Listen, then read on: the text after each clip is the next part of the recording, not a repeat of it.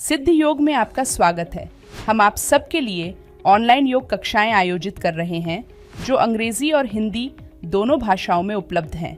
हम प्रत्येक दिन सुबह 5 बजे से रात 10 बजे तक 12 अंग्रेजी और 4 हिंदी की कक्षाओं के साथ आपके लिए उपस्थित हैं, ताकि आपको प्रत्येक दिन सही समय पर योग का अभ्यास करने में सुविधा हो। ये 2 सप्ताह एक ऐसा समय है जिसमें आप शामिल होकर अपने जीवन में एक सकारात्मक परिवर्तन का अनुभव कर सकते हैं, वह भी बिल्कुल मुफ्त में।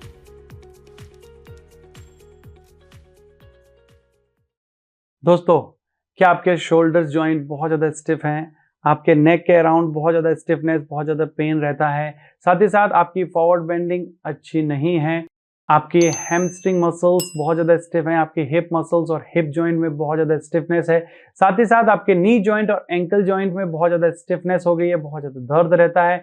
तो आज हम आपको बताने जा रहे हैं एक ऐसे आसन के अभ्यास में जिसका कि नाम है मारीच्यासना बी। ये इस आसन का संस्कृत नाम है। इंग्लिश में हम इस आसन को सेज मारीच्य आसना या फिर सेज मारीच्य पोज बी कहते हैं। और ये एक इंटरमीडिएट आसना है। ये आपको हेल्प करेगा आपकी ओवरऑल बॉडी की फ्लेक्सिबिलिटी बढ़ाने में। साथ ही साथ इस आसन के अभ्यास से आपको और भी कई सारे लाभ मिलेंगे, जिनके बारे में कि हम आपको इस आसन के अभ्यास के दौरान बताएंगे। तो दोस्तों, मैं अतुल मिश्रा सिद्ध योगा से आपका स्वागत करता हूं। तो चलिए दोस्तों, अपने मारीच्यासन बी का अभ्यास शुरू करने से पहले हम लोग अपने इस आसन की कॉन्ट्रा इंडिकेशंस को समझ लेते हैं। तो दोस्तों, अगर आपको शोल्डर जॉइंट से रिलेटेड कोई इंजरी है, या फिर आपको बैक से रिलेटेड कोई इंजरी है, या फिर आपको बैक पेन की समस्या है, आपको स्लिप डिस्क या साइटिका की समस्या है, आपको नी से रिलेटेड कोई इंजरी है, या फिर आपको आर्थराइटिस की समस्या है, एंकल जॉइंट से रिलेटेड कोई इंजरी है, या फिर एंकल जॉइंट से रिलेटेड कोई भी समस्या है, तो आपको इस आसन का अभ्यास नहीं करना है। साथ ही साथ प्रेग्नेंट लेडीज को, और यदि आपको high blood pressure, low blood pressure की समस्या है, तो भी आपको इस आसन का अभ्यास नहीं करना है। तो चलिए दोस्तों, अब हम अभ्यास शुरू करते हैं अपने इस आसन का। तो सबसे पहले मैं आपको बता देता हूं कि ये आसन बैठकर करने वाले आसनों की कैटेगरी में आता है, और इस आसन का अभ्यास हम बैठकर ही शुरू करेंगे। तो बैठकर करने वाले हमारे जो भी आसन है, उन सभी का अभ्यास हम दंडासन से शुरू करते हैं।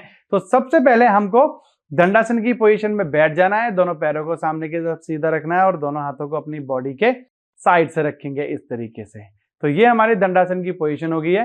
अब दंडासन की पोजीशन में आने के बाद हम अपने इस आसन का अभ्यास शुरू करेंगे।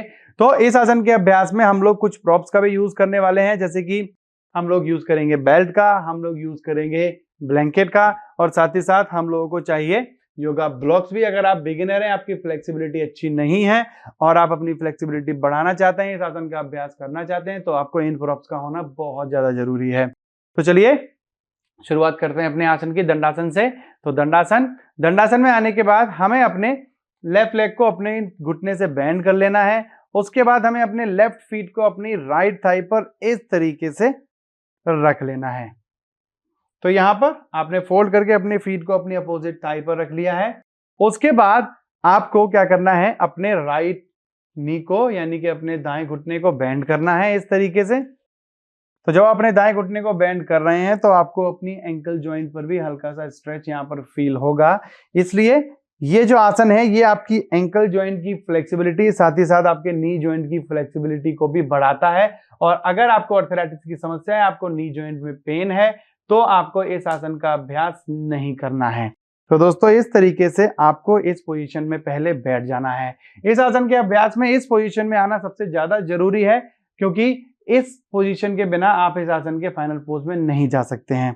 तो इस पोजीशन में आने के बाद कुछ लोगों को फील होगा कि वो उनका बैलेंस नहीं बन रहा है, या फिर उनको अनबैलेंसिंग लगता है इस आसन के अभ्यास में।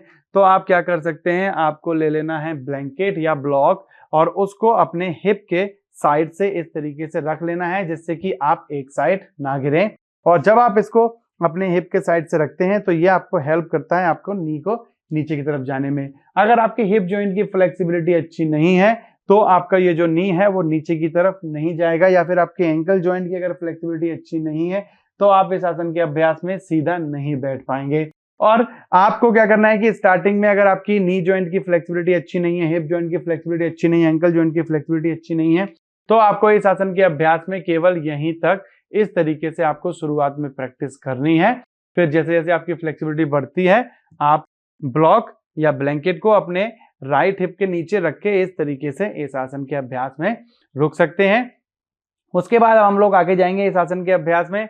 तो हमें अपने लेफ्ट पाम को अपने लेफ्ट नी पर रखना है, राइट हैंड को ऊपर उठाना है, गहरी श्वास अंदर भरनी है और गहरी श्वास अंदर भरने के बाद धीरे धीरे अपनी लोअर बैक से आगे की तरफ जाना है। जब हम आगे की तरफ झुक रहे होंगे तो हमें अपने राइट नी को हल्का सा साइड ओपन कर देना है, जिससे कि हमको स्पेस मिलेगा आगे जाने के लिए।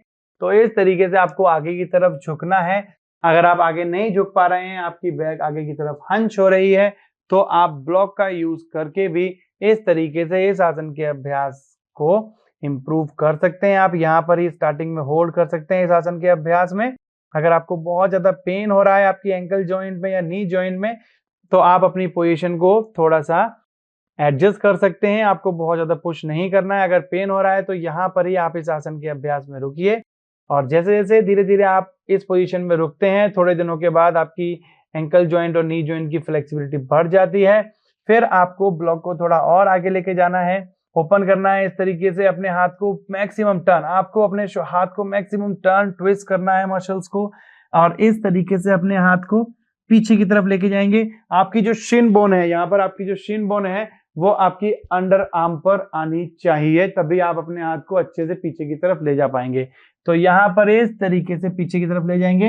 अब अपने बाएं हाथ को पीछे की तरफ ले जाएंगे अपनी पीठ पर और दोनों हाथों को इस तरीके से लॉक कर लेना है या फिर अपने राइट हैंड से अपनी लेफ्ट रिस्ट को इस तरीके से पकड़ लेना है।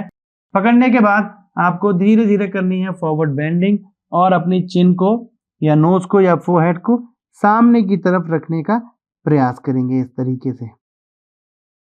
अगर आप अपने हाथों को नहीं पकड़ पा रहे हैं, आपकी फ्लेक्सिबिलिटी अच्छी नहीं है, आपका पेट जो है बीच में फंस रहा है या फिर आपका साइड फैट बहुत ज्यादा है जिसकी वजह से आपके हाथ एक दूसरे के पास नहीं पहुंच रहे हैं, तो आप बेल्ट का यूज कर सकते हैं। आपको इस तरीके से बेल्ट को पकड़ लेना है और अपने हाथ को फोल्ड करके इस तरीके से बेल्ट के साथ इस आसन का अभ्यास आप कर सकते हैं।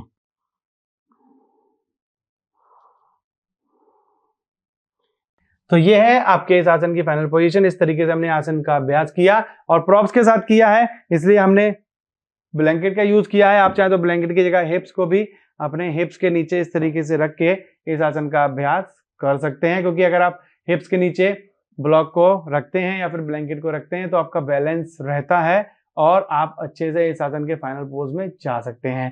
वापस आने के लिए आपको अपने पैरों को एक एक करके सामने की तरफ सीधा कर देना है। तो ये हमने अभी आपको इस आसन का अभ्यास राइट लेग से दिखाया विद द प्रॉप्स। ओके, अब हम इस आसन का अभ्यास अपने दूसरे पैर से भी करेंगे। हमें दोनों तरफ से इस आसन का अभ्यास करना है। तो अभी हम क्या करेंगे, हम अपने राइट लेग को बेंड करेंगे, उसके बाद अपने राइट फीट को अपनी लेफ्ट थाई पर अगर आप रख रहे हैं तो इस तरीके से यहाँ नहीं रखना है, आपको इसको पकड़ना है, हल्का सा टर्न करना है अपने फीट को इस तरीके से, जिससे कि आपका जो नी है वो अच्छे से फोल्ड हो जाए और उसको मैट की तरफ प्रेस करना है।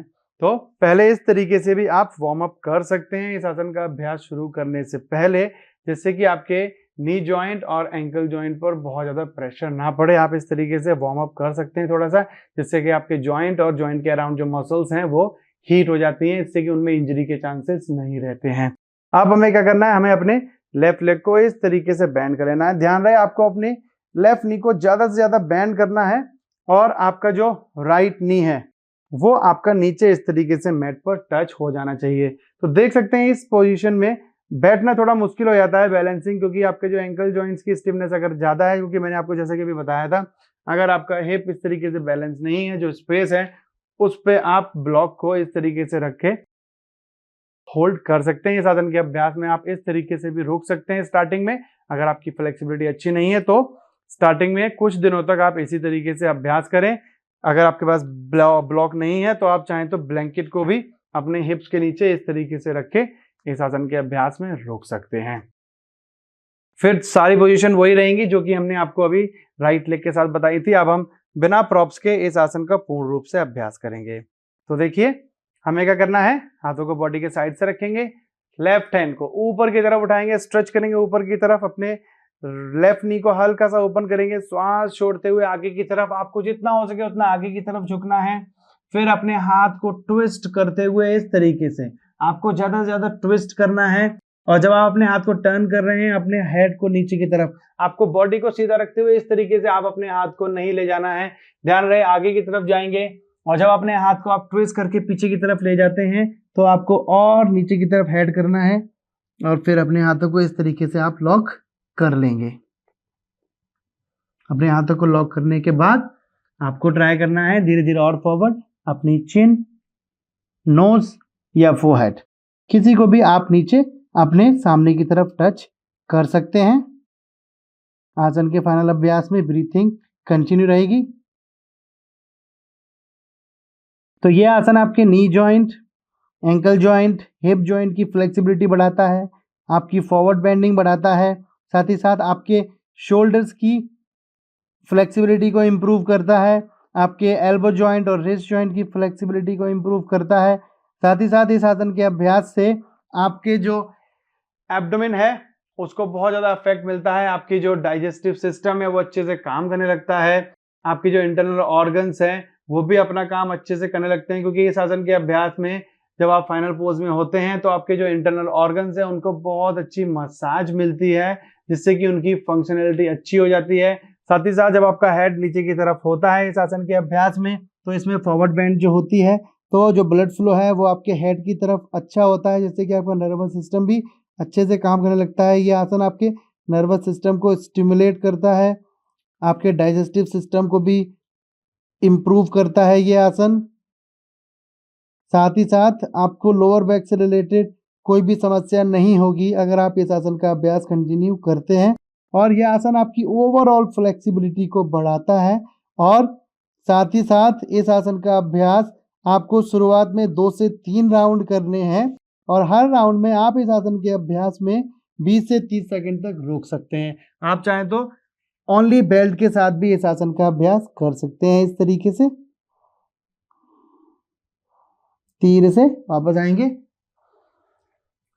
और ये आसन आपकी जो एंकल जॉइंट की फ्लेक्सिबिलिटी है उसको बहुत अच्छा कर देता है, साथ ही साथ नी जॉइंट की फ्लेक्सिबिलिटी को भी बढ़ा देता है। फिर आसन का अभ्यास छोड़ते हुए हम लोग दंडासन की पोजीशन में आ जाएंगे। तो जहां से हमने अभ्यास शुरू किया था उसी पोजीशन में आकर हम अभ्यास को समाप्त करेंगे।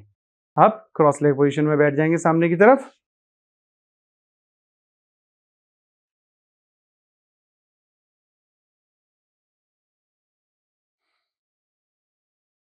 तो दोस्तों जैसा कि आपने देखा हमने अभी अभ्यास किया मारीच्यासन बी का, और ये एक इंटरमीडिएट आसन है जैसे कि मैंने आपको बताया था। तो आपको इस आसन का अभ्यास बहुत ही केयरफुली करना है और जो स्टेप्स हमने आपको बताए हैं उन स्टेप के साथ अगर आप अभ्यास करते हैं तो उससे आपकी फ्लेक्सिबिलिटी भी बढ़ेगी और साथ ही साथ आपकी इंजरी जो है वो बिल्कुल भी नहीं होंगी और आपके आसन का अलाइनमेंट जो है वो बिल्कुल अच्छा रहेगा। तो दोस्तों जो आपको स्टेप बताए हैं उनके साथ ही इस आसन का अभ्यास करें। और सबसे बड़ी चीज कि इस आसन का अभ्यास अगर आप कंप्लीट बिगिनर हैं तो आपको जैसा कि मैंने आपको बताया पहले आपका जो दंडासन है वो, उसके बाद जो पोजीशंस बताई थी उनमें रुककर ही आपको इस आसन का अभ्यास करना है। पहले ही दिन से आपको इस आसन के अभ्यास में फाइनल पोज के लिए पुश नहीं करना है। बॉडी को थोड़ा टाइम दीजिए, मसल्स को थोड़ा टाइम दीजिए, फ्लेक्सिबिलिटी बढ़ेगी आपकी, बट स्टेप बाय स्टेप। तो मैं आशा करता हूं कि इस सारी जानकारी के साथ आप इस आसन का अभ्यास अच्छे से कर पाएंगे और इसके ज्यादा से ज्यादा बेनिफिट आप लोग ले पाएंगे। तो आप करिए इस आसन का अभ्यास। हम जल्दी आपसे मिलते हैं एक नए आसन के साथ, तब तक के लिए नमस्कार।